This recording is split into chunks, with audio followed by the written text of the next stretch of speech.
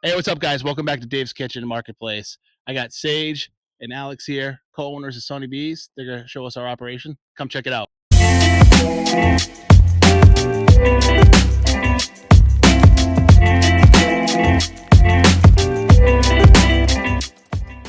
We're here over at their operation in Plaistow, New Hampshire. I'm inside of the Soney Bees main headquarters. What do you call this spot?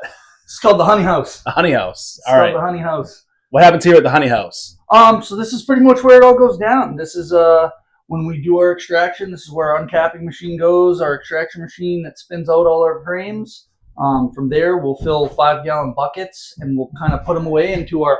This is called our hot closet. Right now we're pretty low. We got one bucket left, and then whatever's in our tanks. But yeah, this room is typically filled with about 9,000 to 12,000 pounds a year. That's a lot of honey. Now, how did this business get started? Like, when did it start? So about 14 years ago, my uncle decided to take beekeeping up as a hobby, and it started with 1-2 hives in his backyard 14 years ago. And about 7 years after that, I met my girlfriend, and I just went to go hang out with her uncle. He had a cool job, I was told, and so I said, all right, let's go do it. It's a family affair, and it happened to be beekeeping. Yep. I fell madly in love with it the first time I ever did it. It was like one of those experiences where you're like, just the bees kind of pull you in, and it's a love or hate. You're either going to love it because it's like so cool and so interesting, or you're going to hate it because it's scary. And I just happened to fall deeply in love with it. And from there, just both of our passions kind of whirlwind, and we grew and grew and grew. And I told him, let's get more, let's do more. And he started growing. I was working full-time and part-time. He was also working full-time and part-time. Again, just trying to do something we love, hang out with the family, get everybody involved. And that's how it all started. Now we've been up to 150 hives. This year was a rough year. We're down to about 50, if that, just because of the mites and the yearly losses we've had. So family business, family oriented. That's amazing. The environment, the mites, you say, are kind of affecting your hives this year. Yeah. Do you predict that to be kind of a long-lasting effect, or just is it by season? So the research we've been doing, we do work with the USDA, and the USDA's national colony loss numbers are 62%. Wow. And so with mite treatments becoming non-effective to 85% of varroa mite, these next 3 years are going to be our toughest years. Wow. And the only thing getting us through that, I would say, is just beekeepers working together, Yep. and farmers working together, because we kind of it's an ecosystem that we're kind of a part of. It's not the other way around. They're not a part of our ecosystem. We're a part of theirs. And so it's just kind of blending what's right between notifying farmers that spraying pesticides is one of the biggest things too, because it lowers their ability to fight off these varroa mite. Yeah. And so they're getting hit with triple combos, and our job is to kind of stop that and try to see what works and try to get them healthy again. So I know that I use your honey. Local honey is some of the best honey that I've had. It compares nothing to what you get in store. This stuff is better quality. The taste, you can taste almost, I feel like I can taste flowers and some of the stuff. Its seasonality is with you guys too. Right.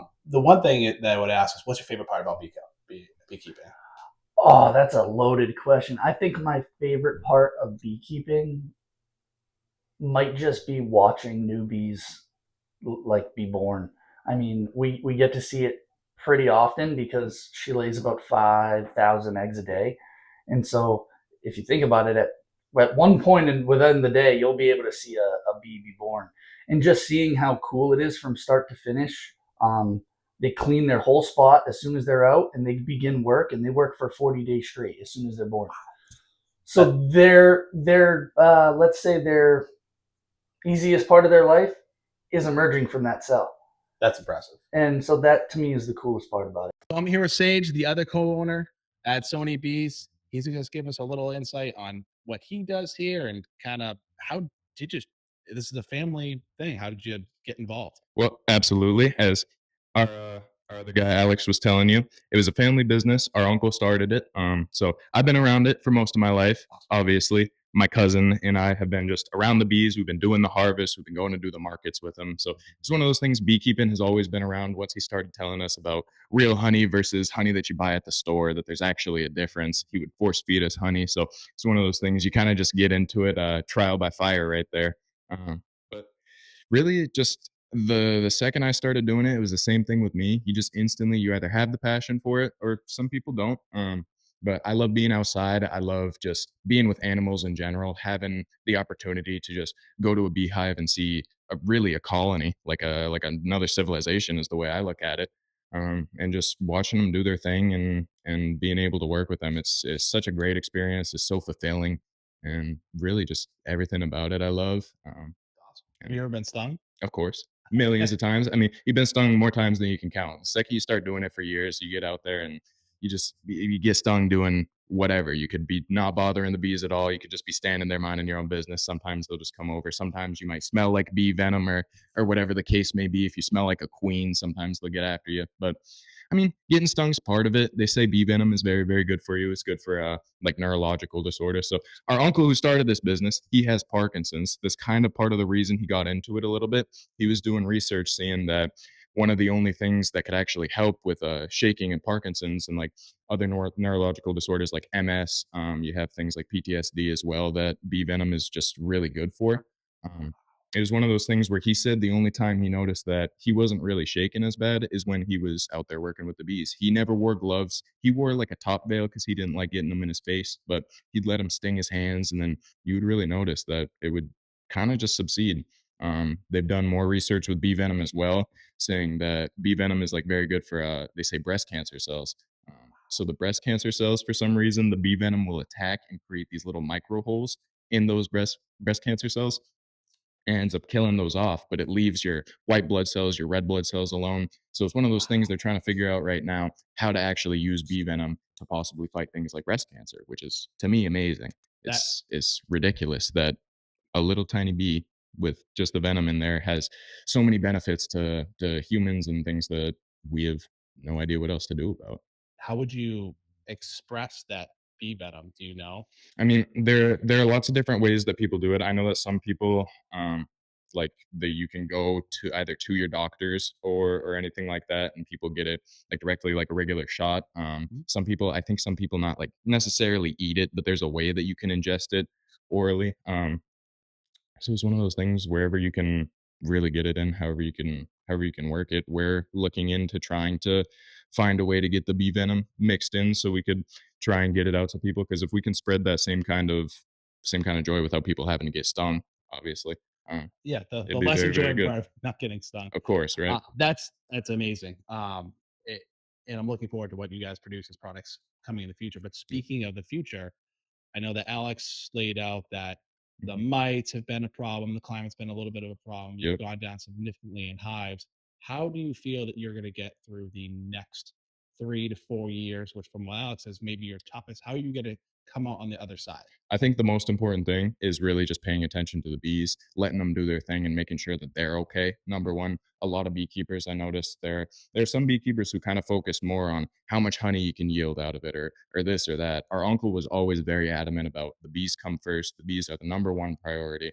So that's something we've always found very important. It's something we always want to keep as our number one priority is taking care of the bees, growing our population as much as we can, helping out as many farmers as we can. And the honey has always just come as a byproduct. So I think for the future of this business, continuing growing just as he did, Mhm. and I think having that care and the passion for the bees is really what does it. Because you could talk to 7 different beekeepers and get 10 different answers on how to do something. So everybody has their own way of doing it, um, and I think really just whatever works for you is kind of the best way to keep going. I think if we just continue just having the passion for it. I think that's very important too. If you have the passion for it, we're 3 young guys out here doing it. You see, like the average age for beekeepers is like 65. So it's one of those things. Our future in this business, we're trying to get the younger generation back into it. We're trying to get the kids excited about beekeeping. We're trying to show them how important bees are to not only the 75% of the food that they pollinate that we eat. Mhm. It's just the other things that they can do with the bee venom and just everything about them is they're such magical creatures in my eyes. So it's one of those things where just expressing the importance of how important bees are, how cool they are, how fun it is to get into beekeeping, and really just keep that going. Kind of just get people to love it as much as we do is the goal for this business, and keep it steadily growing. Well, I can tell the passion that you both have. And the one Absolutely. thing that I noticed, obviously, when I came here and I met you guys for the first time, which is obviously today, Yep. and met your uncle when he was the owner before, Mhm. you guys are young.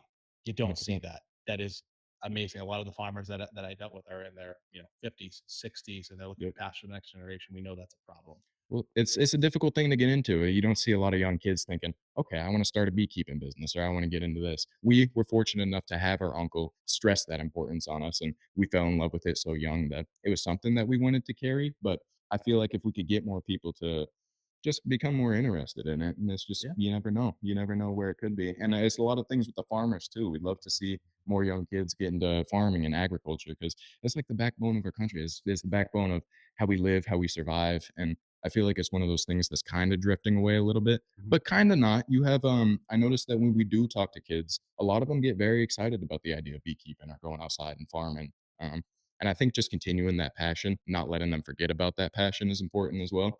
'Cause I think sometimes when you're a kid, you can get like super excited about very many different things, and you kind of just, as you grow up, you continue going down your path, and you kind of lose out on some of the things that you might have been excited about as a kid. But you keep it going, and I think that's the best way to do it.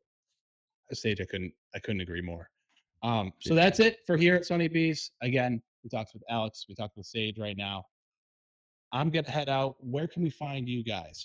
You can find us sonnybees.com. You can find us Sonny Bees on Instagram, Facebook, YouTube. You'll be able to find us anywhere, but mainly our best spot to get any honey, if you're looking for, is www.sonnybees.com. We also have 2 farm stand locations, one in Plaistow, New Hampshire at 60 Pollard Road, and then the other one is in Haverhill, Mass. It's 274 Lincoln Avenue, and then those are our 2 honey boxes.